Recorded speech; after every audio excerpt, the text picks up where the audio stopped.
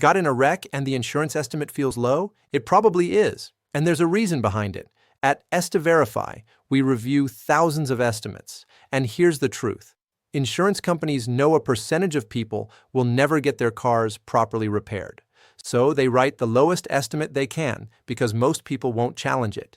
Tactic number 1, missing operations. Blend times, R&I, corrosion protection, OEM procedures, things that should be on the estimate but usually aren't. Tactic number 2, cheap parts.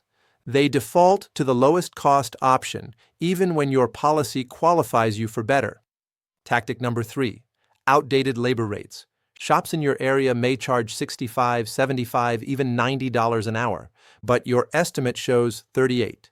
That alone can short you hundreds. The estimate you got isn't designed to pay for your full repair. It's designed to protect their bottom line. If you want the real number, the true cost of the repair, upload your estimate at EstiVerify.com. We'll review it for free.